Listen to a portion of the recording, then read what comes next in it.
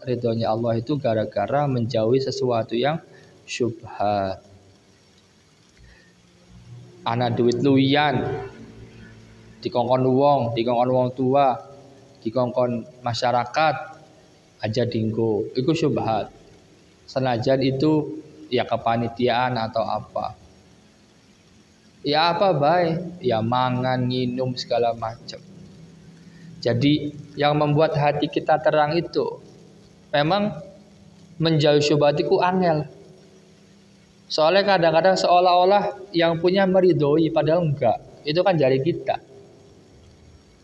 Tapi ya itu juga bukan sesuatu yang haram. Wong buktinya ditinggal kok. Ya enggak. Buktinya enggak dia bawa. Apalagi tahu dengan sengaja misalnya. Nah, di zaman sekarang itu melepaskan diri dari syubhat itu sesuatu yang istimewa terutama. Syubhat itu kan lumayanan. Pangkal dari mencuri, korupsi besar-besaran itu awal mulanya bisa dimulai dari melihat sesuatu yang syubhat sebagai sesuatu yang dianggap enteng dari kecil. Mulanya pengen lagi dikongkon wong tua, susuk 500 perak bae di dalam di. Walaupun kita anaknya beli kena, itu melatih. Walaupun pasti orang tua kalaupun diambil 500 gak bakal marah-marah besar gak. Tapi itu latihan mental. Bahwa dari 500 yang dianggap lumayan itu, dia nanti terbiasa. Oh, berarti kalau saya membantu orang harus dong mengambil upah. Harus dong memberi kode.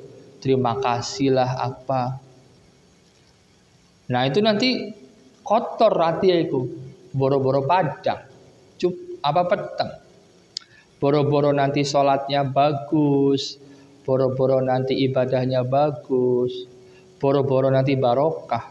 Wong panganane, wong sesuatu nih syubhat gak mau berpaling. Lumayanan itu bahaya.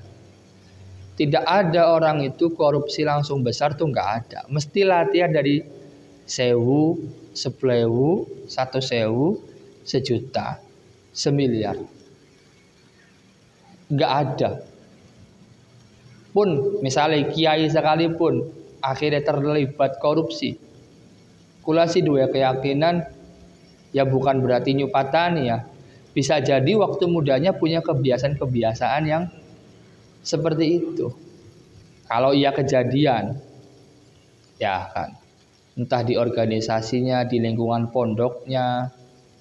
Mulane outputnya itu yang paling penting adalah akhlakul karimah, itu adalah kejujuran. Mulane sebelum diproklamirkan menjadi rasul, bolak-balik saya mengatakan urutan sifat yang paling dikedepankan di masyarakat adalah sidik, jujur. Itu saja nih. Nabi ganteng karuan, Nabi mulia karuan. Tapi jujurnya itu Masya Allah yang membuat seluruh manusia itu kagum. Bahkan orang Arab sendiri yang banyak memusuhi waktu itu muji Nabi karena jujurnya. Ganteng si karuan, keturunan wong mulia karuan, suku Quraisy. Tapi banyak orang sekarang itu ngediraken, masa anak kiai nyolong, ya durung tentu beli nyolong. Misalnya seperti itu. Masa anaknya wong pinter nyolong, ya durung tentu beli nyolong. Kalau dia tidak terbukti di masyarakat bahwa dia adalah benar-benar orang yang jujur. Mulane wong kudu kita jujur dengan dibuktikan di depan masyarakat. Ya tidak lumayanan itu. Jadi urutannya kan siddiq, amanah, tabligh, fatonah. Fatonah paling buri. Cerdas sih gampang. Mulane akeh wong cerdas tapi ora jujur. Tapi wong jujur gen kudu cerdas, tapi wong jujur sebenarnya cerdas. Asale mampu membedakan mana yang halal, haram, syubhat. Iki dudukane kita mangga dibalekaken sok kesepakatan dari ben. Aja kesepakatan dari kita. Duit ki luwi misalnya ngono kan jujur. Ari wong lumayanan sih. Kita kan ngutus menggawe ki, mana mene ki. Ongkosnya priben ki yang kita bawa tapi satu konang es. Ya wis. Bisa jujur ngono. Kudu jujur arane. bakal jujur ki duwite luwi priben konon kan. Ya bukan ente wis mongkon ya wis aja diulangi Gung ya. Bakal dorong ya aja sampai misalnya siapa baik. Jadi sebenarnya dari sekian lagi-lagi ya dari sekian citra Islam yang paling penting di masyarakat adalah kejujuran. Bolak-balik Kanjeng Nabi dituduh tukang dusta, tapi terbukti jujur. Mbu dusta soal Quran, mbu dusta soal kehidupan. Nabi bolak-balik dituduh kadzib segala macam, tapi nggak terbukti. Kenapa? Ya karena faktanya Nabi orang yang jujur. Beli lumayanan. Waktu dagang diutus Khadijah, ya jujur. Dagangnya laris, batie akeh, Nabi jujur ki, beli ngentit, onon kan. Nah makanya cahaya itu akan mudah pada sesuatu, pada orang akan mudah masuk pada orang yang menjauhi sesuatu yang syubhat. Ya sama kalau kita punya kader, punya santri, punya murid, punya anak, keluarga. Orang ini jujur, kita senang pasti ridho. Apalagi Gusti Allah melihat hambanya itu begitu menghindari sesuatu yang syubhat, ya wis gampang memperoleh hidayah. Mulane wong-wong pinter, wong-wong barokah, kiai-kiai bengen niku sing gawe santriye puluhan ewu pada akhirnya ya tirakat dalam jangka panjang. Mesti kita yakin tirakat yang paling utama yang selain belajar adalah kejujuran.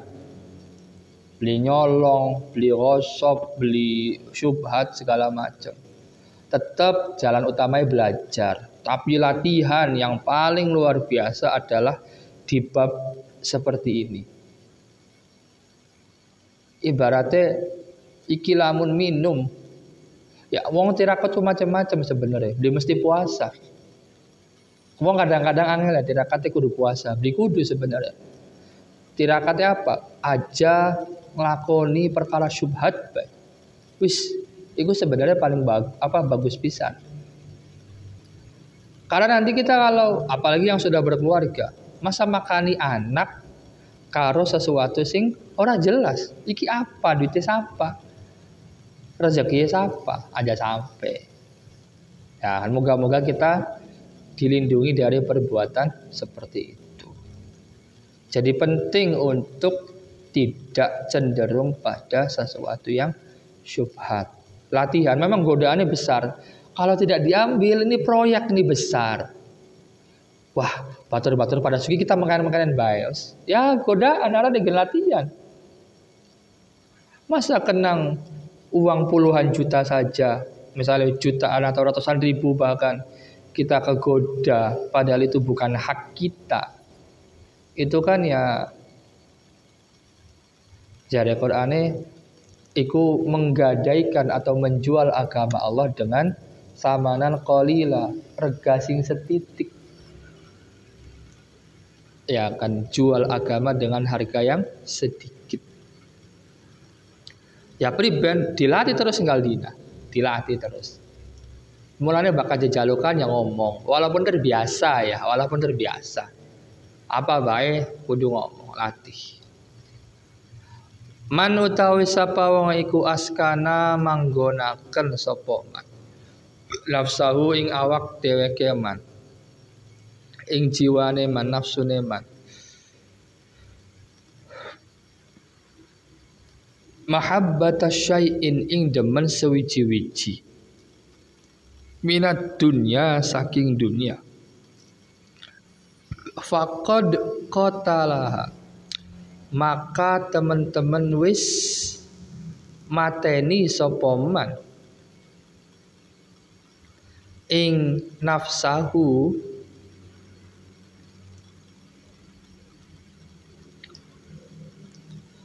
bisaifid dam'i kelawan pedang air mata.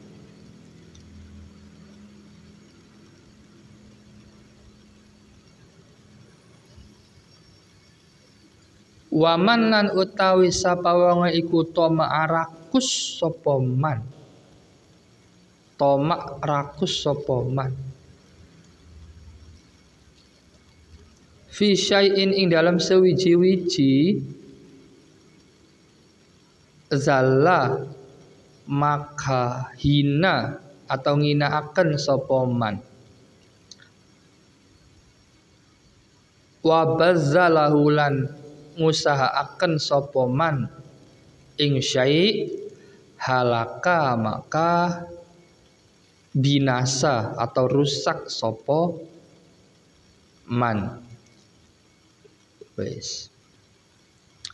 Barang siapa man askana nafsau yang membuat atau menjadikan hatinya cinta pada dunia satu saja, maka dia sudah membunuh jiwanya dengan pedang air mata.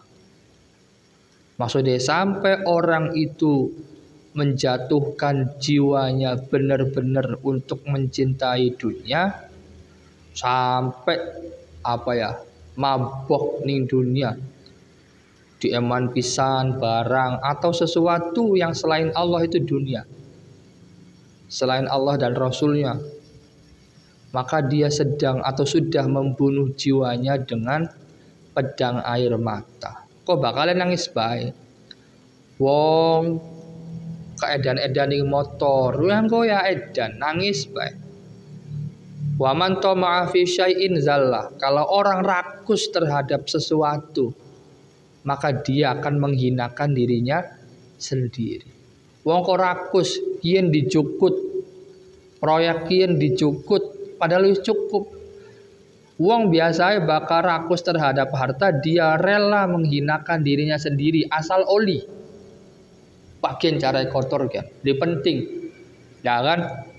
Karena rakus, serakah, KB dicukut, dana bos dicukut, dana bantuan PKH dicukut, wah segala macem.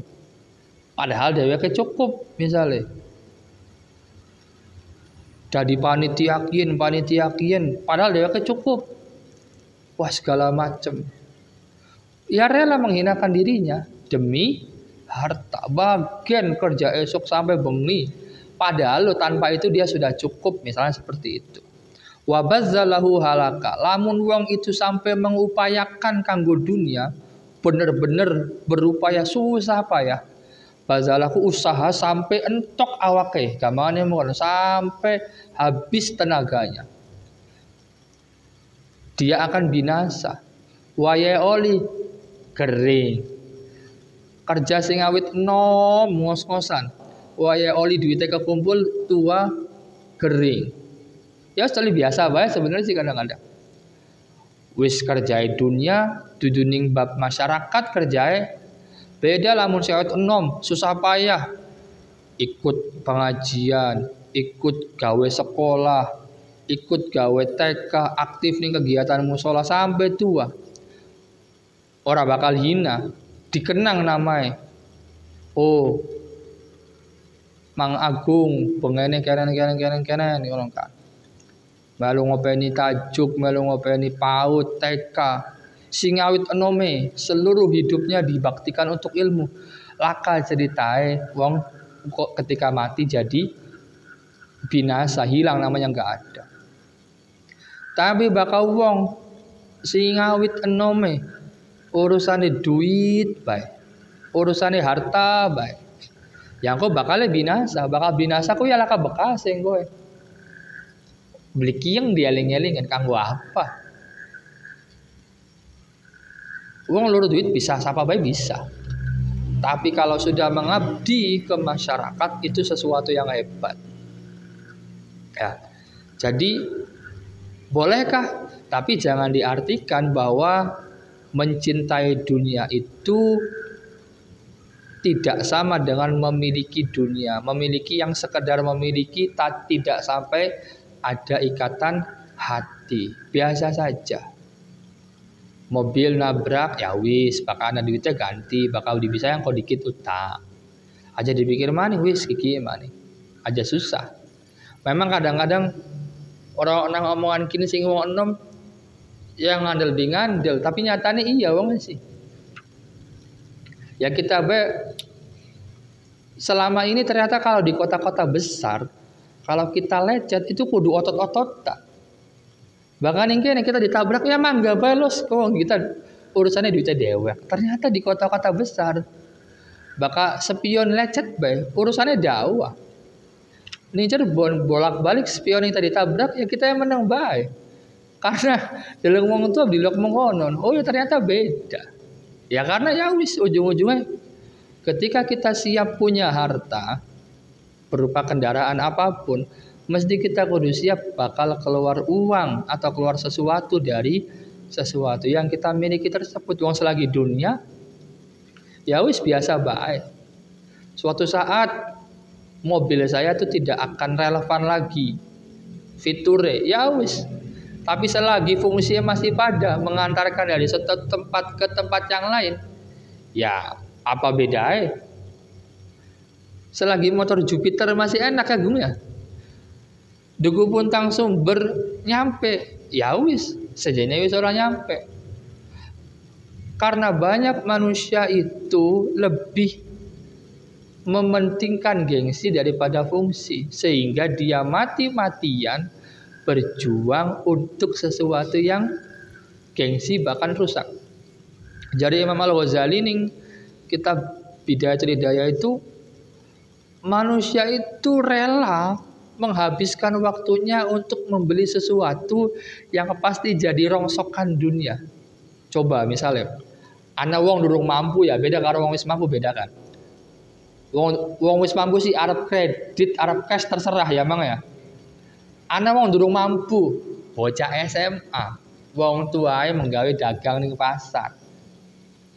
Ora sepira penghasilan misalnya. Tapi pengen duwe HP iPhone sing regane 20 juta. Dia kredit. Ketika nanti kreditnya selesai, harga wis turun, itu bukti bahwa itu rongsokan. Mulane wong tua ngajari kita bakal tuku barang elektronik atau apapun, usahakan kalau belum mampu jangan beli, mending ngumpulkan. Kalau belum ada uangnya, nanti jadi ujung-ujungnya pasti turun harganya itu. Kecuali kalau yang sudah butuh ya, misalnya uang ngojek kan butuh motor. Ya karena butuh, jelas pemasukannya, hitung-hitungannya, silakan kredit. Tapi banyak orang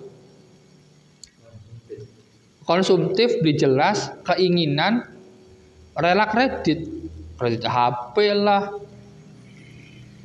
bahkan anak kredit apa speaker lah, si regane mung pirang atus sewu beli engko bae ngono enggak. Berarti kan kalau kita kredit, banyak yang kredit itu tandanya dia belum mampu. Banyak orang kredit itu sebenarnya belum mampu, banyaknya ya, rata-rata memaksakan diri. Barang regane 2 juta, mung duwe 500.000 sebulan, direla-relakan, dipotong 200.000 demi membayar sesuatu yang bukan kebutuhan. Jadi zaman sekarang itu banyak yang aneh, keinginan nomor 1, kebutuhan nomor sekian, sandang, pangan, papan. Selagi itu bukan 3 hal itu, sama kendaraan yang wajib dimiliki misalnya. Ya tapi sebenarnya masyarakatku aneh. Ya negara lah kadang-kadang, pemerintah. Terus ya regulasinya memudahkan orang untuk beli motor ya. Coba angkot dan transportasi umum itu diberdayakan. Orang cukup 1 hari keluar 3.000 sampai 5.000 bolak-balik misalnya. Kalau negara efisien sih, itu tidak perlu macet-macetan. Orang bisa bercengkrama seperti zaman dulu. Motor hanya digunakan kalau untuk keperluan pribadi, bukan untuk keperluan kerja, misalnya seperti itu. Itu secara nggak langsung boros. Kenapa nggak dibikin transportasi yang bensinnya itu irit gitu kan, sehingga orang tidak jadi konsumtif. Tapi negara di sisi lain misalnya mendorong regulasi kredit murah, mulanya akan tuku motor. Padahal lamun tuku motor kudu servis, kudu ganti oli, kudu bensin. Bahkan kita bayar angkot, ya urusannya sing duwe angkot. Senajan kita misalnya sebulan metu 50.000 kanggo angkot, tapi wis. Orang kan gunak maning sing kerja ado. Nah, jadi banyak orang itu balik maning bahwa konsumerisme, penyakit zaman sekarang itu. Banyak orang dinilai pencapaiannya dari barang yang dia miliki. Wong hormati yang rohadi, misalnya karena mobilnya sedan. Lalu kemarin kemana saja? Apakah dia sebelum punya sedan dia tidak terhormat sebagai manusia? Kok orang lama sekali nunggu hormati itu? Kenapa ngormati maksud ngenteni duwe apa? Ngormati aku ngenteni dari pejabat? Tak, enggak. Saya tuh kadang-kadang, padahal kan itu sesuatu yang, itu dunia juga loh, jabatan. Banyak orang saya lihat akan menghormati orang lain jika dia mendapatkan keuntungan dari menghormati itu. Woi si A, kita kenal karo Kiai Anu, soalnya pamer dipuji-puji seneng ngono kan. Foto selfie melu ngaji kian karo Kiai A ya kok. Kau wis gede, bengan lagi kiai ngaji mau 3-4 lo mendi. Ya ning dunia kerja misalnya. Lagi wong berjuang mati-matian dari bawah sampai ke atas. Dheweke lo bilok baturi. Begitu wis ning dhuwur, rela 7 hari 7 malam nginep. Ketika orangnya meninggal misalnya Mang Rohadi, uangnya lo di marak-marak maning ning kuburane. Karena marak kuburane orang dianggap keren. Orang merasa keren, asalnya wis lakasi fisiknya. Berarti kan dia mencintai orang tersebut ketika di dunia sebagai simbol fisik ya dunia, bukan rohnya yang menghangatkan jiwa, yang memberi kedamaian. Ya kayak kita bilang misalnya banyak orang-orang yang kebabah itu setelah babah tidak ada misalnya, berapa orang yang ingat atau ke makamnya secara rutin. Kalau dulu ke kantornya hampir tiap minggu misalnya. Ya karena fisiknya anak, keuntungannya jelas maksud. Parek digampang nang urusannya. Sekin ngerasa luwis laka kaderan nganggo apa? Karena dalamnya dunia. Nah, wong akhirnya terseleksi dengan sendirinya. Mana orang yang benar-benar mencintai jiwanya, mana orang yang hanya mencintai wujud fisiknya berupa keuntungan di dunia. Parek babah karena punya jabatan besar di kampus misalnya diuntungkan di pameran ini mau foto cekrek idi karo abah jikanan. Sekian foto ning makam, aduh abah wis lakaya kita priben sih. Bisa oleh keuntungan maning. Wah, ya keder. Bengen sedurunge babah jadi orang-orang tadi tuh nggak ada di sekeliling babah tuh nggak ada roh. Ya sing ana sangat bengen yang rohadi maksud ya ana weru maksudnya. Ya kan diseleksi sendirilah. Rohadi tetap sama babah ya. Dari murid yang rohadi, dari murid babah duwe apa? Durung duwe apa-apa. Ketika ngaji di sini pun tetap muridnya babah, sama. Tapi banyak orang bertemu babah ketika sudah di puncak kejayaan dan yang dilihat adalah, wih kita ngaji karo profesor ki. Arik Arwadi kita ngaji karo Mang Tejo. Sing tidak punya gelar apa-apa waktu itu. Ketika sekarang mungkin hanya beda panggilan saja. Nah itu kan, itu dunia Mang Rohadi, dunia maksud. Fisiknya lo, secara fisik wis laka bro. Nah nilai uangku gampang Mang Rohadi, gampang.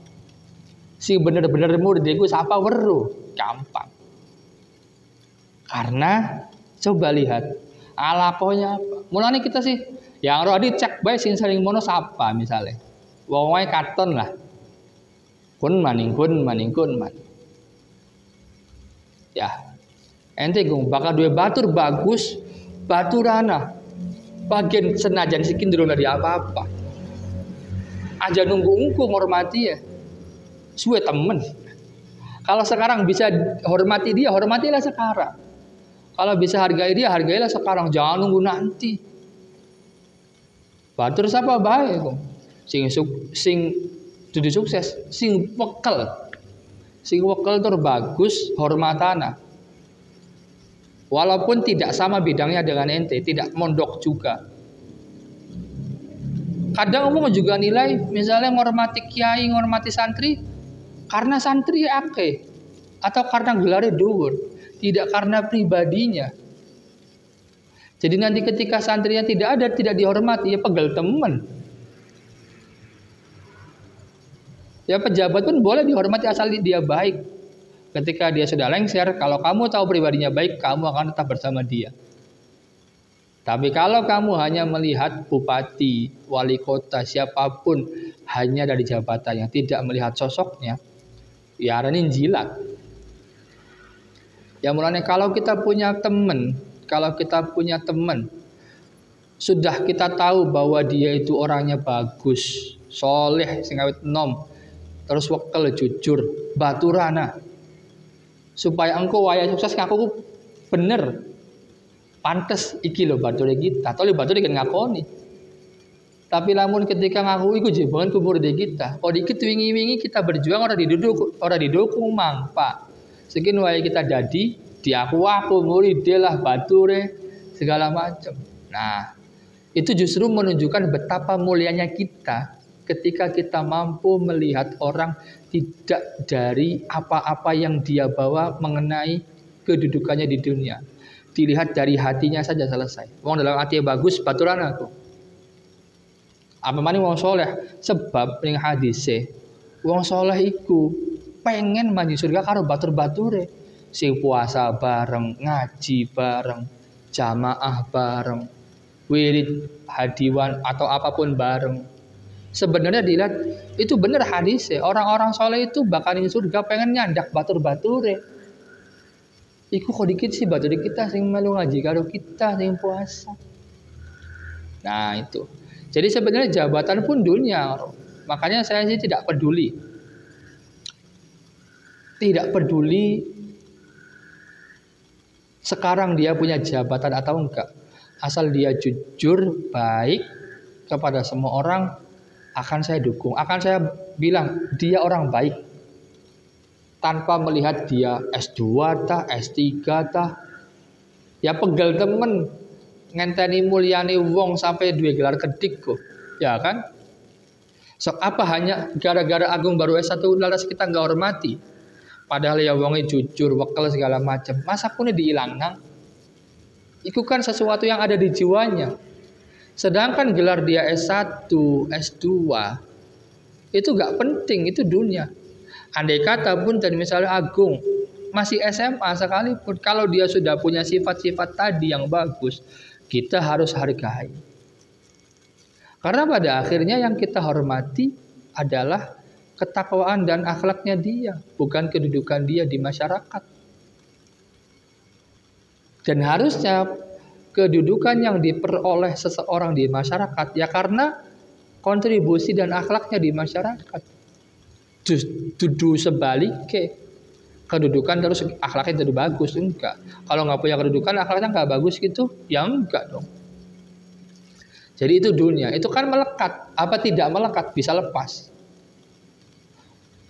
Orang bisa pensiun dari PNS. Orang bisa pensiun dari polisi, TNI segala macam. Tapi kalau orang sudah melekat kebaikannya tidak ada kata pensiun sampai mati. Lantas kenapa kita memilih menghargai dan menghormati orang? Karena sesuatu yang tidak melekat sampai mati. Nah, sesuatu yang tidak melekat sampai mati itu ya dunia itu. Ya kan lagi-lagi bilang, kenapa kita ziarah ke Wali Songo? Bukan karena Sunan Gunung Jati bangan dari raja. Sunan Kalijaga bangan dari aparane kiai duduk. Karena kebaikannya. Kenapa kita menziarahi Gus Dur? Bukan karena beliau presiden. Sok, siapa sih pernah ziarah yang Pak Kami Soeharto? Maksud, senajan 30 tahun diperintah, pernah beli pengen kan? Namun ziarah Pak Kami Gus Dur, walaupun durung pasti pengen, anak kepengenan karena bagus.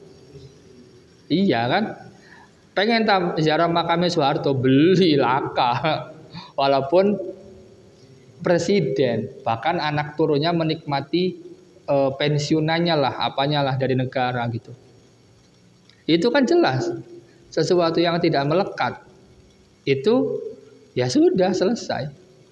Tapi siapa yang pengen ke makamnya Pak Habibie? Pengen. Lamun anak duitnya sih aduh kan. Karena beliau orang baik walaupun singkat. Ya.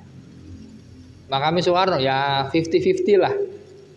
Makami Soekarno, anak sing pernah, anak sing dorong gitu kan. Anak sing pengen, anak sing beli wajar. Tapi sih gue yakin bakal santri mesti pengen ziarah ke makame Gus Dur terutama. Ya kan? Ya itu karena kita melihat Gus Dur tidak melihat jabatan dia sebagai presiden. Tapi karena melihat kebaikan yang beliau berikan kepada seluruh masyarakat, baik sebelum jadi presiden atau ketika jadi presiden, bahkan setelah jadi presiden. Karena orang kalau sudah punya kebaikan itu, itu beli penting dia jadi apa itu pasti akan berbuat hal yang sama. Hal yang sama terus. Makanya dilatih dari muda. Makanya kita tidak boleh tidak boleh menganggap remeh bocah enom sing wekel. Kok gedun ya? Nang apa bukan kita orang Newport? Sok. Coba. Bisane anak keraton Cirebon iku mung gara-gara mbahku sebagai mamange sok mangga Syarif Hidayatullah ente bae sing mimpin kita si wis. Weru potensi wong enom mempersilakan. Namun jadi baba sih zaman kian JM tajuk-tajuk wong tua-tua beli gelem minggir. Masih dari imam bae suara wis entok konon kah? Nah apa beli ngompai kesempatan ning wonom kok. Iya kan suara Arab entok watuk bae azan wisan. Ya bayangkan andai kata Mbah Kuwu enggak merestui, enggak melihat iki kayak ponakan kita ki bagus sok jadi raja. Laka keturunan Kesultanan Kanoman, kesepuhan laka. Mung perkara ponakan kita bagus tak dukung. Mulane anak keraton. Coba namun baku beli dalam mongkonon. Laka rane kesepuhan, laka muldani kana pelangan laka. Kita sih yakin mongkonon. Nah, zaman sekarang itu ya karena Mbah Kuwu itu melihat iki Syarif wis luru ilmu wis wekel, wis pragat, bisa dipakai kesempatan. Kita tuh merasa kadang-kadang ya kita akan bertindak selamanya di posisi inilah yang sekarang sedang dinikmati misalnya. Padahal kita tuh yakin kalau ditanya nggak bakal selamanya. Ana wong menjabat karena pengen didempet baik. Priben caranya rabi dadi. Anake dadi. Ya serakah mengkono niku kaya mau. Padahal kita tahu kita tuh nggak selamanya ketika menjabat atau memegang suatu kekuasaan. Kita kok bakalnya mati diganti anak atau diganti rabi. Dan itu sebuah fakta di depan kita. Sepira kita ngotot kaya ngapa, belikin tajuk Nur Khadijah kita rohadi. Engko gen ana wayahe bakale minggir atau wis. Kuwi sing kudu fakta dihadapi. Nah, bagaimana caranya? Ya kita tetap berbuat baik meskipun tidak di sini.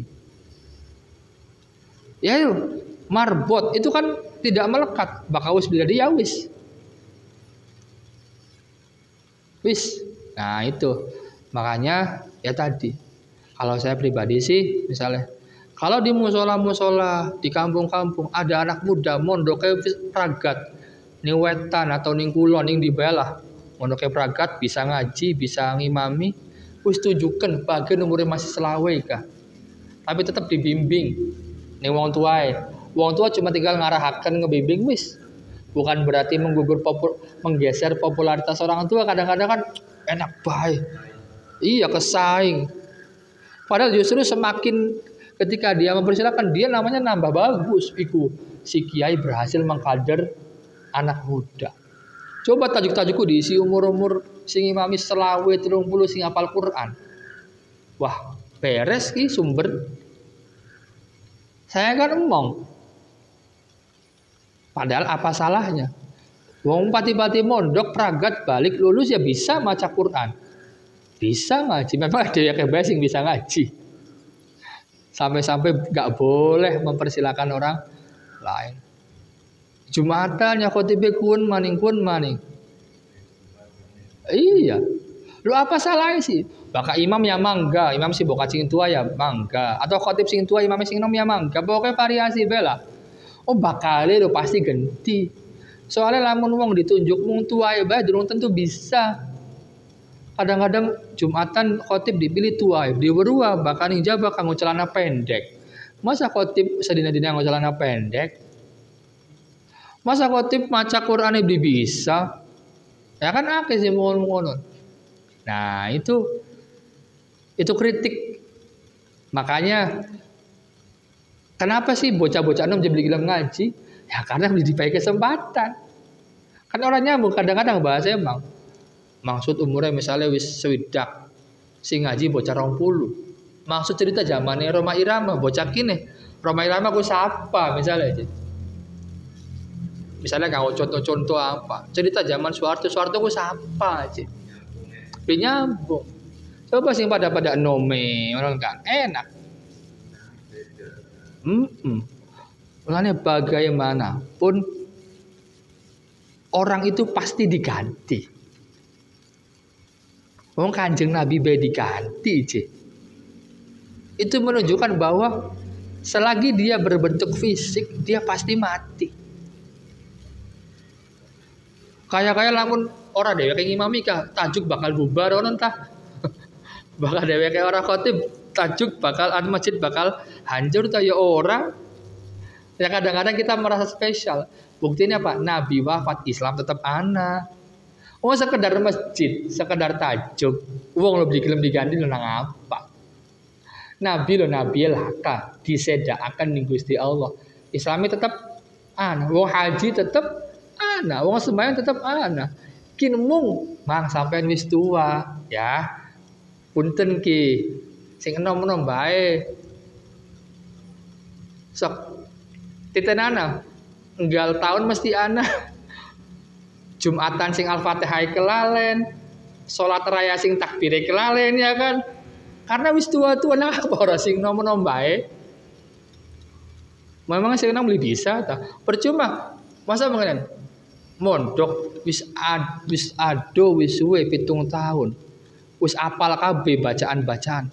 Napa praktek nang nggone umur 50 tuh suwe temen.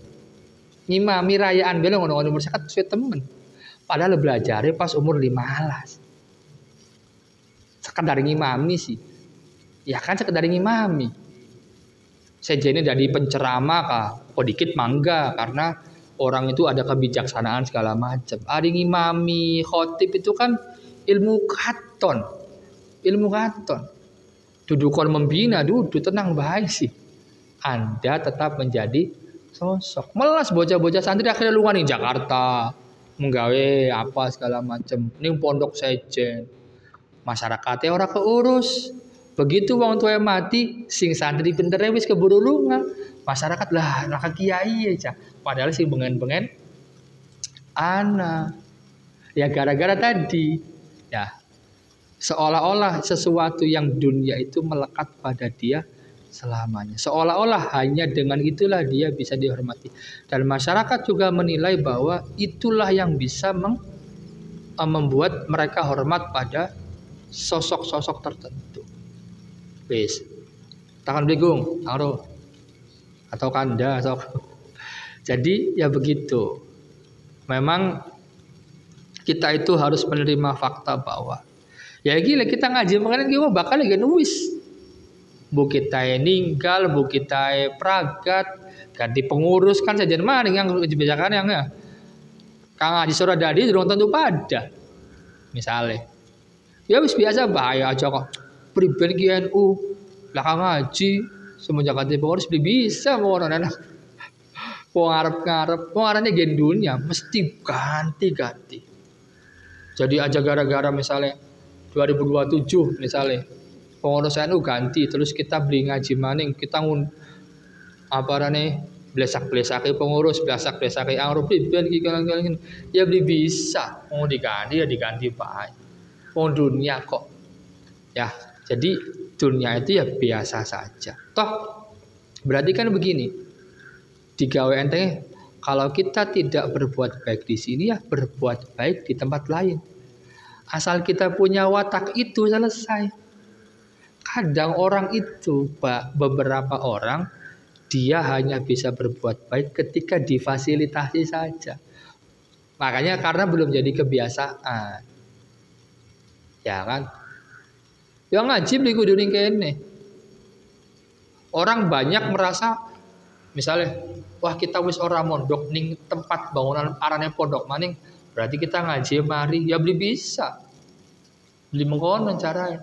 Ngaji mbok wis kawin, mbok wis duwe penggawean, mbok wis duwe anak, bahkan wis duwe putu, kalau sudah punya kebiasaan baik dia mengaji sampai tua yang ngaji, sampai mati ya ngaji. Jadi nah itu yang sifatnya ukhrawi akhirat. Kalau demen seperti itu, nanti dia tidak akan hancur, dia tidak akan hina, tidak akan binasa sama sekali. Nah, al-khauf wallahu a'lam bissawab. Al-Fatihah. A'udzubillahi minasyaitonir rajim.